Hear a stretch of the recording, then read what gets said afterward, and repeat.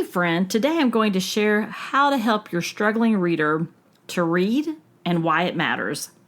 We know we live in a world for readers, and without knowing how to read, it impacts our children's everyday world.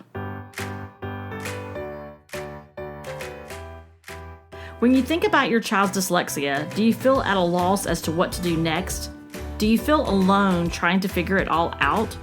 If so, you're in the right place. I'm Nicole, and I too was a mom trying to figure out my daughter's dyslexia journey, with feelings of overwhelm and isolation and sleepless nights trying to figure out what that meant for her, me, and our family. The Dyslexia Mom Life podcast is where I teach you how to navigate your dyslexia lifestyle with real-life parenting tips and dyslexia education. You are not alone. Let's get started. Did you know that I have a free community for moms like you?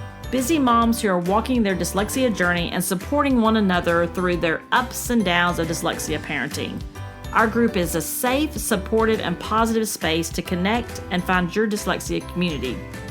So join us at the Facebook community, Dyslexia Mom Life Podcast Community. Since before my daughter was born, I can remember buying her books. We read to her when she was young, and as she got older, we would take her to the library and to bookstores to spark her reading. She loved picking out books. There are so many books in our house that she never opened. We know that reading is essential to her success. We live in a reading world. Now, you wouldn't know our daughter didn't always love to read. She carries a book with her everywhere she goes now. I mean, literally, to school, to dinner, in the car. So anytime she has downtime, you will see her with a book in her hand, even at lunch. Want to know how that happened? Well, let's dig into the 3 steps that led her to become an avid reader. Children who struggle to read, and children who read with great difficulty, are impacted in significant ways, from low self-esteem to not learning the same material as their peers. Because you want what's best for your child, and your child wants to be a part of her world, you must find a way to open up reading for her now. It is an urgent matter, no different than if she had a medical illness or a medical diagnosis that needed treatment. We want our kids to live a full, happy, and successful life, and reading is part of that. The first step to help your child move from a struggling reader to a fluent reader is to ensure the appropriate reading instruction is happening. Research is clear that dyslexic learners and children who struggle to learn to read need to be taught through a structured literacy method.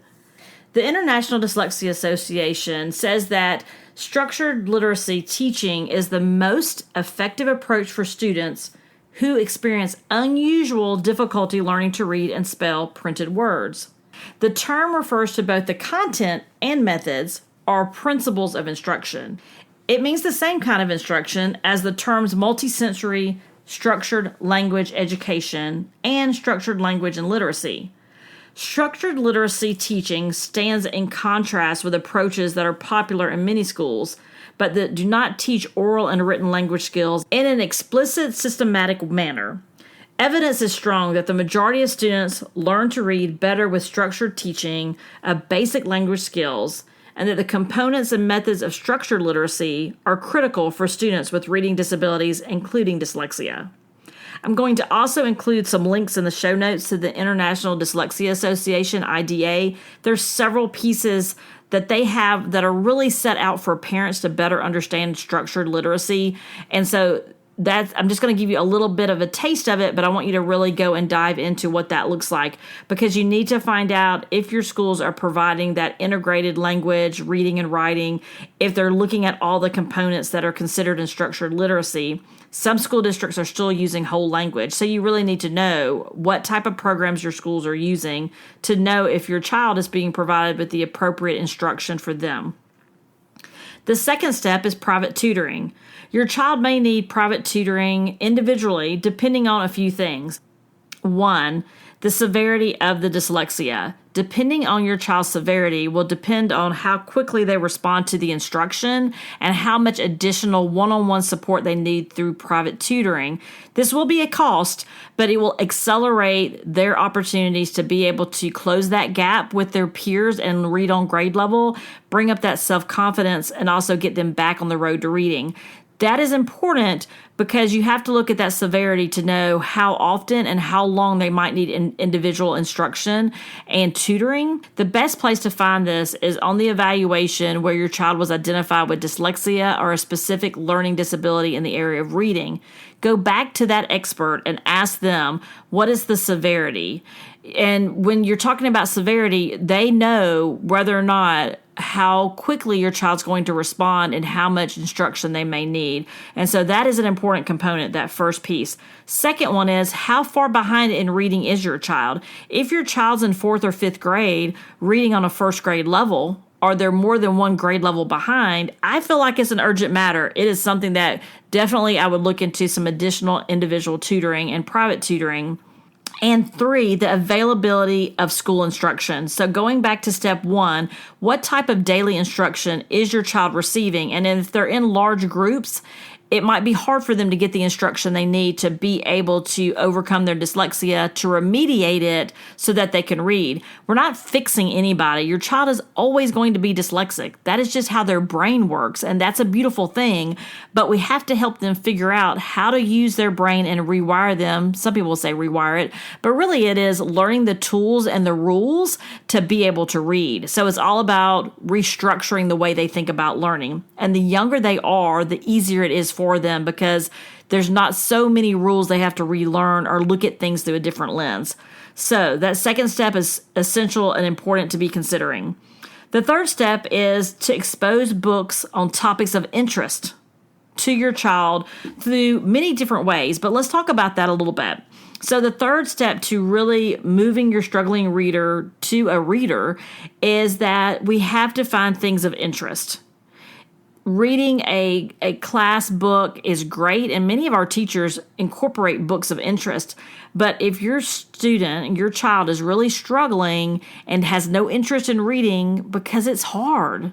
I mean, it's hard. It's hard when you're reading a sentence and you're constantly trying to decode every word because you're still in the remediation phase. You've not been remediated and you're trying to learn those pieces. So having that interest level is important. Finding things, if it's animals, if it's soccer, if it's a particular genre, like if it's like my daughter's older now, so she likes a lot of the young adult, like fantasy type books. So finding things that they like. You can read aloud to them when they're younger, and then as they get older, have them start using audiobooks. Audiobooks are great for many reasons. One is it provides them an opportunity to start bringing the love of reading to them. And so as they're able to listen to those interests, right, they're able to hear those. Well, what I really love too about audiobooks, let me digress for a second, is that many times if you get really good audiobooks, the inflection of how people read, and it opens up their world to really hear how it should sound when someone's reading with fluency. And many times people use different voices, and it can be almost like watching a movie. It's very, immersive, if you will. This provides your child an opportunity to not only read on grade level books. Many times if there's books happening in the classroom, it gives them the opportunity to then go back and listen to those things, listen to those chapters, and really get a better understanding for what's being taught to them. But the bigger piece is they can really fall in love with reading. And I tell my daughter, audiobooks, they are reading. You are reading a book. You are absorbing all the information. Not only are they exposed to the vocabulary, and that's what happens to students that don't read. Even as you'll hear many people encourage you to continue to read to your child, and that is important. Some of that is for that vocabulary, because that vocabulary is essential as they get older. They're going to miss big chunks of vocabulary if they're not reading or exposed to that on grade level book selections, if you will. In addition to that, though, you can find topics on things that they enjoy. And so many times they might listen to those. Some students like to listen to audiobooks as they're going to sleep. Some students like to listen to them while they play games. Some students, that's the best way they can absorb the material. Another reason audiobooks are great, though, is because it starts getting your child more comfortable with audiobooks, because that is an accommodation you can ask for and request at your school, is to allow for audiobooks for class assignments. Many times even textbooks are now, as we know, a lot of ebooks are out there for textbooks, and they can have those versions at home to be able to listen to those audiobooks or to use headphones in the class to listen to certain chapters that they're reading. And as you think about exams, some exams also will allow that audio reading or the audiobook type feature, if you will. So it's really important to start getting them acclimated to that, especially in the stages where they're really struggling to learn to read and it feels more like a chore. And the more they try to read, the more defeated they feel because they're just like, I can't get this. I can't do this. It's too hard. And when they're in the middle of remediation and their grade levels behind on things, it is hard, right? I mean, it really truly is difficult for their brain to wrap around how to make sense out of these individual words and then read it in a way that they're able to have a fluency to understand what they're reading. And so audiobooks take that barrier away from them and give them that exposure. Two particular programs that we use that we really like. One is Learning Ally, and Learning Ally is really set up. Many school districts have it, many private schools will have it, and it won't be a cost to you. If not, you do have to pay an annual fee. However, we found it to be so useful and so helpful for our daughter. Many times the books that you're reading in the classroom are on Learning Ally. You can also go in and choose a grade level and search for books. It has a bookshelf where you can save books and it reads it, but it also will highlight the words as it goes. So if your child wants to read along and see the words being highlighted, it gives them that exposure as well. Another one as your children get older is Audible. Audible is a great way just to have access to additional books. It is a pure audio, so it doesn't have that visual component like Learning Ally does. I really enjoyed Learning Ally as my daughter was growing up and using that. We used that at her remediation and it was really extremely helpful. And as she transferred out into a private school, she was able to continue to use that Learning Ally as as another tool, if you will. And then now even for like pleasure reading, sometimes she will just listen to a book on there. And then for Audible also, like I said earlier, is all audio. So if you're in the car, you've got headphones on, things of that nature, but it doesn't have that visual component. So let's recap. The 3 steps to take your child from a struggling reader to a fluent reader. Step 1 is being exposed to a structured literacy program. Tomorrow or today, if it's during the week, call your child's school and ask them for that grade level, what type of English, what are they using? Are they using a structured literacy program? And they may say yes. Ask them what it is and then go and Google it and see if it is. So that structured literacy is important. How they're being taught is important. And how many students are in a class? How many are they pulled out for smaller groups? Sometimes an English class will group kids in smaller groups to go over material. You want to know more about how their instruction looks day to day. Step 2, private tutoring. For some students, depending on how far behind they are, how severe their dyslexia is, depending on how their school is providing access to structured literacy, private tutoring may be what you need to do as well to bring them up to grade level and have that confidence that they can read the same material as their peers. And then step 3, it's all about books, exposure to books and vocabulary. At the beginning, it's going to be you reading to your child. Continue to read to them. Go and pick out books in the library that sparks an interest. My daughter loved to look at books and loved to pick out books. And if we read them together, it was great. But at some point, there were books we bought at bookstores that never got read, that were beautiful books, but got home and it was just too difficult.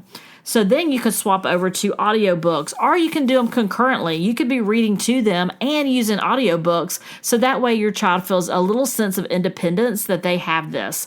And part of that also helps them get, like I said earlier, comfortable with audiobooks so that you can use that as part of their accommodations at school as well. Thanks for listening. I hope you enjoyed today's episode. If so, would you take 30 seconds and share this episode with a friend who you think needs to hear about dyslexia?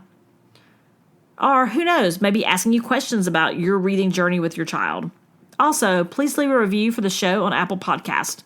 To know this podcast helps you makes all the difference to me, and it helps other moms find the podcast. So if you're looking for a positive mom community, join the moms in our Facebook group, Dyslexia Mom Life Podcast Community. Okay, time to enjoy some family time. I'll meet you back here on Mondays and Wednesdays for more episodes. And remember, you got this.